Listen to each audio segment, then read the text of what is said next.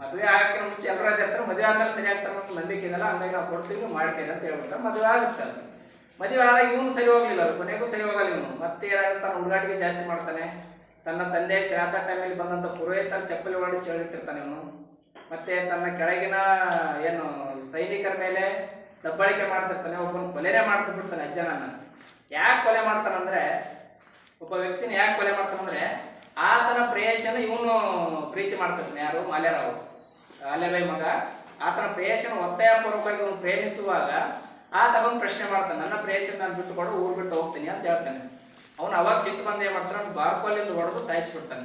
ಅಂತ ಏನೋ ಅವನು ವಿಚಿತ್ರ ಮನಸ್ಸಿನ ವ್ಯಕ್ತಿ ಮಾಲ್ಯರಾವ್ ಆಗಿರ್ತಾನೆ.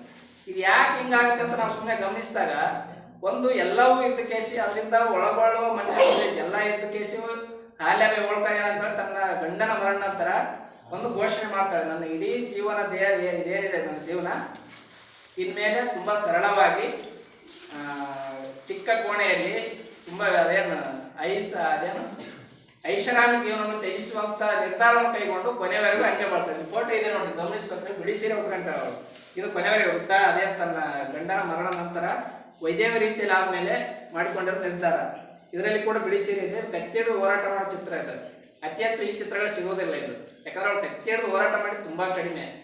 ಯಾಕೆ ಹೋರಾಟ ಮಾಡಲ್ಲ ಅಂದ್ರೆ ಅವಳು ಆಕೆ ಆಗಿನ ಸಂದರ್ಭದಲ್ಲಿ ಏನಾಗುತ್ತೆ, ಯುದ್ಧಗಳು ಅವ್ರ ಪ್ರಾಂತ್ಯಕ್ಕಾಗಲಿಲ್ಲ, ಅವ್ರ ಸಾಮ್ರಾಜ್ಯದ ಏನು ಮೂಲ ಇದಿರ್ತಾರೆ ಮಹಾರಾಷ್ಟ್ರದ ಪೇಶ್ವೆಗಳು, ಅವು ಪೇಶ್ವೆ ಮತ್ತು ಹೋಳ್ಕರ್ ಶಿಂದೆ, ಪೇಶ್ವೆ ಮತ್ತು ಶಿಂದೆ ಹೋಳ್ಕರ್ ನಡೆಯುವಂತ ಒಂದು ಸಾಮರಸ್ಯ ಭಾವದಿಂದ ಕೆಲವು ಯುದ್ಧಗಳಾಗ್ತವೆ. ಅವು ಮಲಾರಾವ್ ತುಂಬಾ ತಡೆ ಹಿಡಿದಿರ್ತಾನೆ. ಆ ಟೈಮ್ನಲ್ಲಿ ಅವರು ನಡುವೆ ಹೊಂದಾಣಿಕೆ ಮಾಡ್ಕೊಂಡು ಬಹಳ ಪ್ರಯತ್ನ ಪಡ್ತಾನೆ.